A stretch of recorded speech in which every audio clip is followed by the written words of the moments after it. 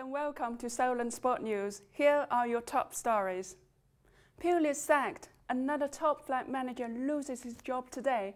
Could the Southampton boss be next?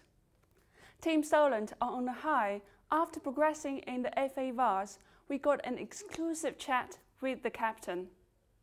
Also tonight, we got live to the Atlantic Ocean as we check in with one of the teams in the Volvo Ocean race. And we're in the sky too. Find out who came out on top in the Air Race World Cup.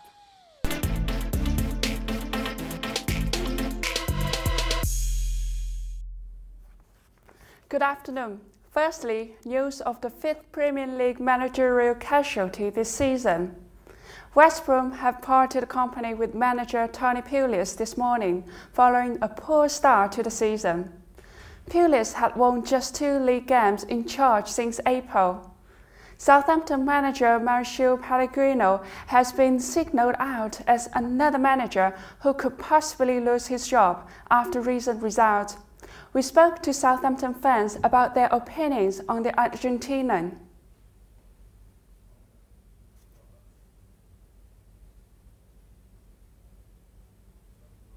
About their team this season and if Mauricio Pellegrino should also be sacked. I would say yes, out of all the managers in the league, because Southampton play boring football. They haven't scored many goals either, and I don't think there's a worse manager in the league really, a worse team. So yeah, I think he should. I don't think not yet, because they have quite a good team, and they can improve a lot so far. They have a good defense. They have some quality defense. The midfield, I think they should be more creative. They should keep more the ball, and in special the striker is not moving in really the critical areas. He's staying too deep and he's not doing the proper job. No, I don't think he should be sacked yet. I think the style of play has been very negative, very boring to watch, and I think he needs to understand that it's not working and he needs to work harder to change the system. But ideally I'd give him at least until Christmas. John May joined the BBC Sport in 2000, where he worked for their website and in production for Radio 5 and television. He also worked for Daily Echo in Southampton. It's a tricky question. I think Southampton are in a difficult position at the moment.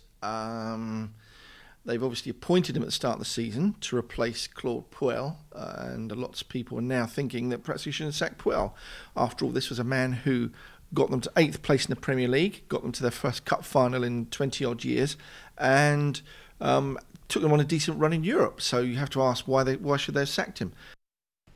For Sports News, Denis Alecu.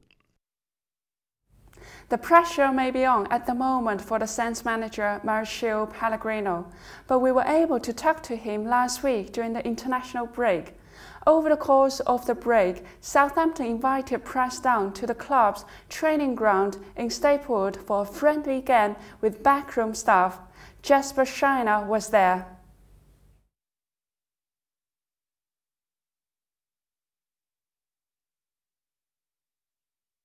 Hub of activity both on and off the pitch. Virgin Media, the club's main sponsor, organised a match between national and local sports journalists and a Mauricio Pellegrino managed Saints side, including members of staff and former Saints goalkeeper Kelvin Davis.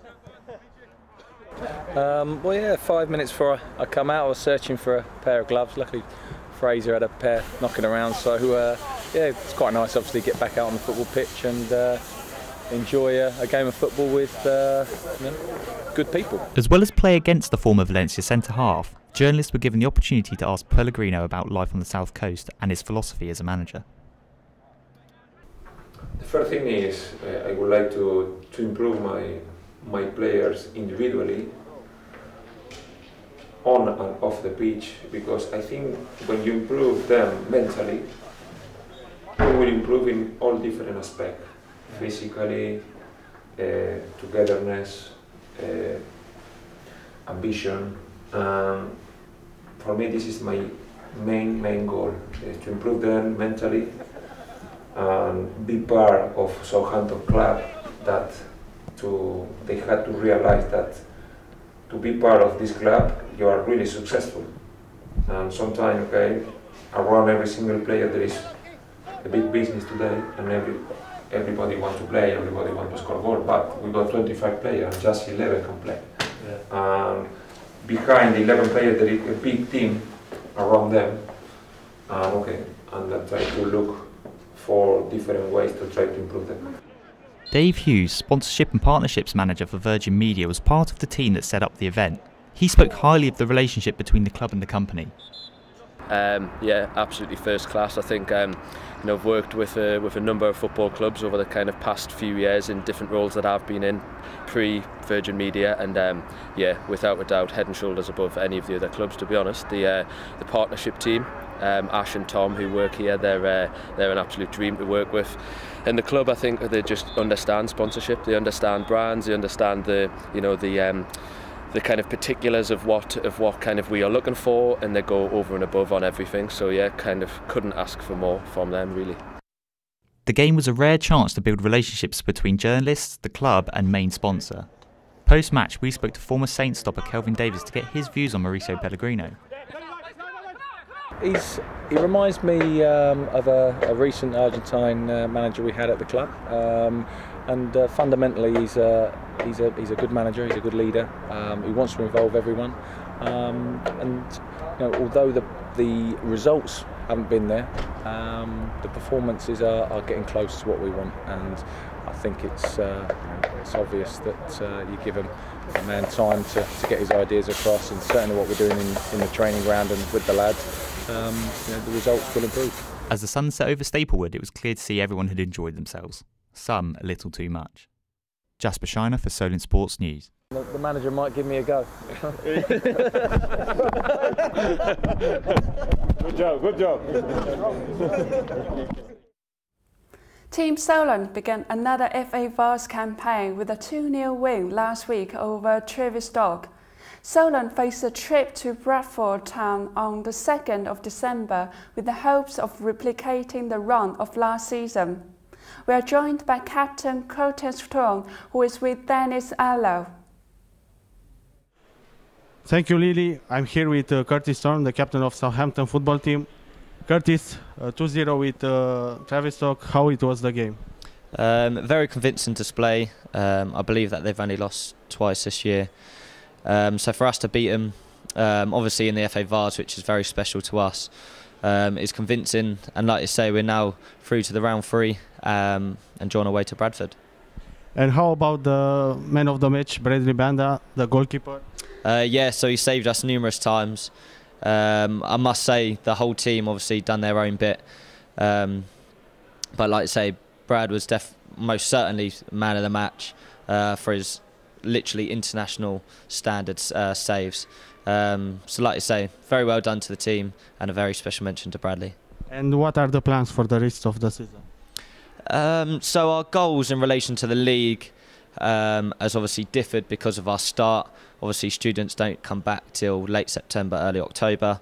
So we've gone for around 7th, 8th place in the league, which I'd say is achievable and realistic for us, definitely in the run of form that we're in. And then in relation to the FA Vars, I think that we can go the whole way.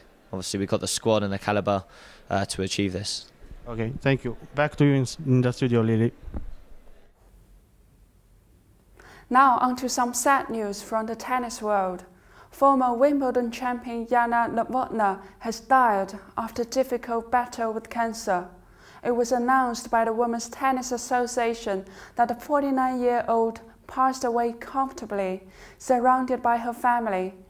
Many tennis fans have taken to social media to express their reacting to the heartbreaking news, including friend and former rival Martina Navratilova, who described Jana as an amazing woman. Staying with tennis, Grigor Dimitrov claimed the biggest win of his career after defeating David Goffin at the ATP World Tour Finals yesterday. The Bulgarian claimed a tied first set 7-5. Goffin fought back to win the second to take it to a deciding set. The pair kept the audience under their toes with some entertaining rallies at the O2 Arena in London. But Dimitrov was too good in the end and took the victory to close the year ranked 3rd in the world. We are just 3 days away from the start of the Ashes Down Under in Australia. The first step begins on Thursday and the squad arrived in Brisbane over the weekend. Alastair Cook and company were greeted to fans at the airport as preparation continued. Johnny Blastow is ready to the series to start. Sunday saw Thailand host the Air Race World Cup. Sunday saw Thailand host the Air Race World Cup. The race sees light planes racing around a course of up to 8 pilots speeding along an oval circuit of 8 laps. The planes can top speeds of 415 kilometers an hour, flying just meters above the ground. US racer Tim Kong won the contest. Now, to continue with the Volvo Ocean Race, it's been 2 weeks since the start from Lisbon, and all boats are now making the final sprint towards Cape Town. However, Team Dongfeng dropped from the first position to the bottom of the fleet in the last 2 days. Earlier, I had a live chat with their sailor Caroline Brauer to find out what's the reason behind it. Caroline, we know you've experienced some disappointing days of sailing. How's the atmosphere on board now? Everybody feeling pressured? Oh, Lily, that's what yacht racing is about. And, sometimes everybody makes mistakes. And the winner is actually not the person that sailed the perfect race. The winner over the line is actually the person or the crew that made the least amount of mistakes, because everybody makes mistakes. And so yes, what we're doing right now is we're heading east towards Cape Town under some very nice conditions, and the crew's just focused on sailing the boat as fast as they can to just try and get every mile back to our opponents. And everybody's got their heads high and fighting really hard for every meter, basically, because it's still a long way to Cape Town and a lot can still happen. So we'll just bounce back from this one. So Caroline, can you tell us exactly what happened in the last 48 hours when Dongfeng dropped from the first to the last in the fleet? The boat was going really well.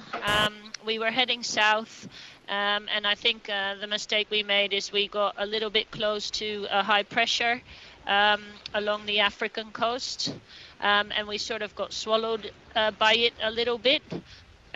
So we probably should have jibed away and gone a little bit further west, where there was more being the shift that was coming. Basically, those that were further west, they sort of sailed around us. And we got stuck in a little bit of a hole, getting swallowed up by this high pressure that we got too close to, unfortunately.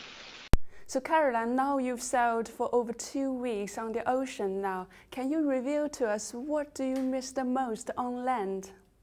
I guess for me it's a pretty easy one to answer, so I miss my son the most. I had a message from him from when we crossed the equator. He had a letter in my crew bag, which I was only allowed to open once I crossed the equator.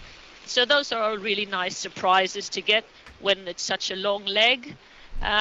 And obviously other things that you look forward to once you get to shore is some clean clothes, some deodorant, and to be able to put your head down on a really nice fluffy pillow in a bed with clean sheets. So Caroline, would you like to say a few words to your son Kyle through our program? My 6-year-old son had an exam, and I wanted to wish him a lot of luck, and I hope it went really well. And that I'm really looking forward to seeing him in Cape Town. Hopefully he'll be there on the pontoon when we arrive. Thank you very much for your time, Caroline. We wish you all smooth sailing to Cape Town. See you there. Xie Lily, all the best for you too. That's all from us. We will be back with more news and sporting headlines next week. Thanks for watching. Goodbye.